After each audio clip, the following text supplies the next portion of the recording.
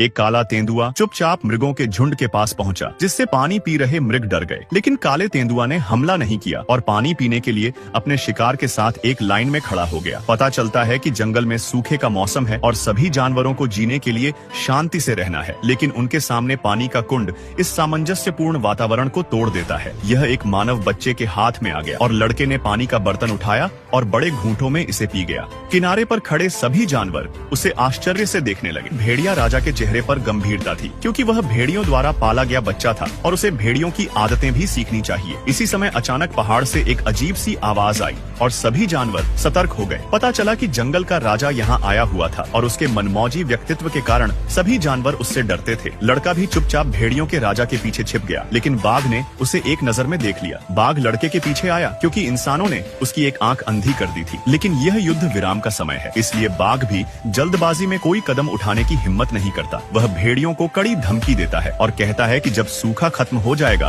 और बरसात का मौसम आएगा तो लड़का मारा जाएगा। आखिरकार बारिश हुई और कुछ जानवर खुश थे जबकि अन्य दुखी थे। भेड़ियों ने इस बात पर बहुत देर तक चर्चा की कि लड़के को रहना चाहिए या यहाँ से जाना चाहिए। भेड़िया राजा के लिए चीजें मुश्किल न बनाने के लिए लड़के ने वहाँ से जाने का एक दर्दनाक निर्णय लिया। जैसे ही उसने बोलना समाप्त किया, भेड़ियों की रानी ने उसे चुप रहने को कहा, क्योंकि उसकी नजर में वह लड़का उसका बेटा था। लेकिन इस समय लड़के के शिक्षक ब्लैक पैंथर भी खड़े हो गए और उन्हें लगा कि लड़के को मानव समाज में वापस भेजने का समय आ गया है। वह अनिच्छुक थी, फिर भी भेड़िया रानी को अंततः लड़के की सुरक्षा के लिए सहमत होना पड़ा। इसलिए उसने भेड़ियों के झुंड को अलविदा कहा और काले तेंदुए के साथ चल पड़ा। वे खतरनाक झरनों से गुजरे और खड़ी चट्टानों को पार किया। पूरे रास्ते में खूबसूरत नजारे थे, लेकिन लड़का नाखुश था। इस समय काले पैंथर ने उसे बेवजह नीचे लिटा दिया। लड़का तुरंत क्रोधित हो गया। पता चला कि शातिर बाघ उसका पीछा कर रहा था। लड़का, जिसने अभी अभी प्रतिक्रिया की थी, बेताब होकर भागा। काला तेंदुआ बिल्कुल भी पीछे नहीं हटा और बाघ से कुश्ती लड़ी, लेकिन बाघ ने पहली नजर में ही काले तेंदुआ को थप्पड़ मार दिया और फिर तेजी से लड़के की ओर भागा। जैसे ही बाघ उस पर झपटने वाला था, भयभीत बाइसन के एक समूह ने